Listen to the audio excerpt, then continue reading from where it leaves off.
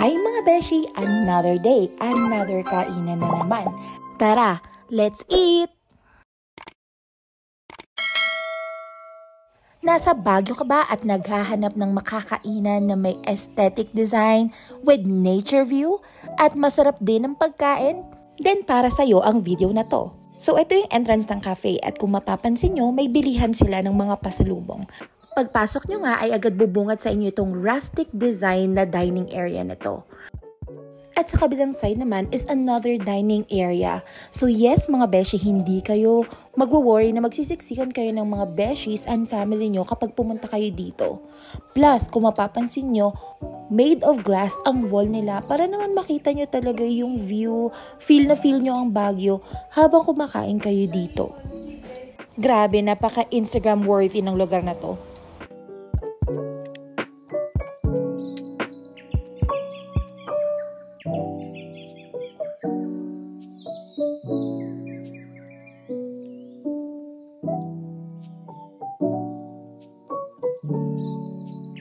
At hindi nga dyan natatapos ang cafe tour natin dahil may second floor to mga beshi at iaakit ko nga kayo kasi mas napili namin doon mag-dine in.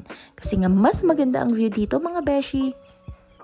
And reminder lang mga beshi, pag umakyat kayo dito is just one person at a time for safety purposes. At ayan na nga, nandito na tayo!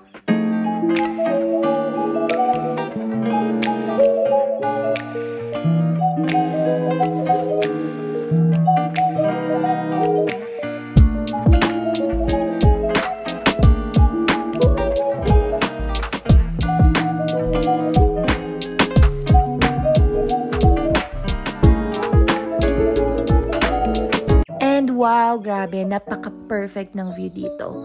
At ngayon naman, pasukin natin yung indoor dining area nila.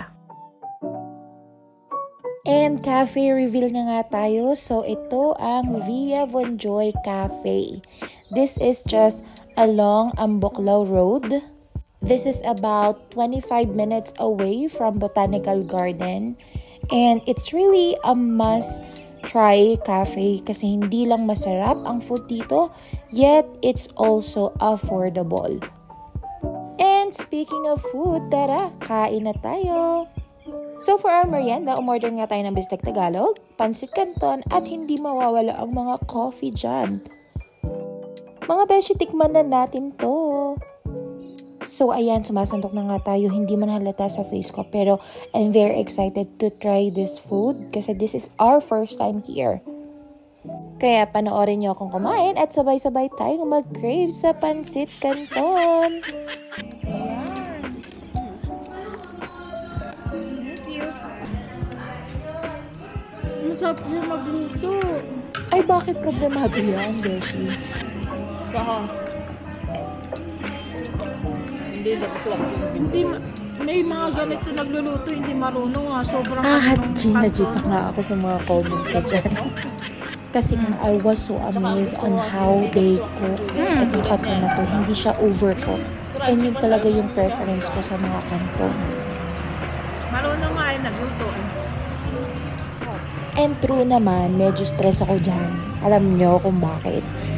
Kasi mga beshi, kapag nakakain ako ng masarap na pagkain sa isang cafe or restaurant, hindi yan nawawala sa isip ko.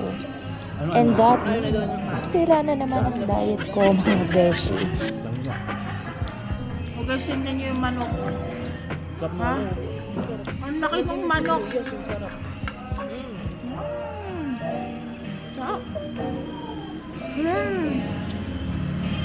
Ang sarap nilang magluto. Stress yarn. Tikmin yung content ka rin.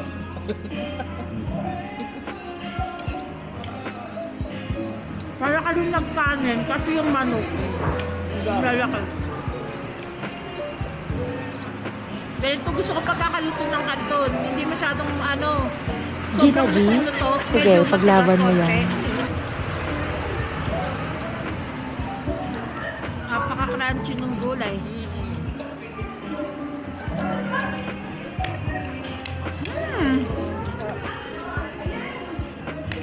Sulit ka dito? Kaso yung iba kasi maganda lang yung view.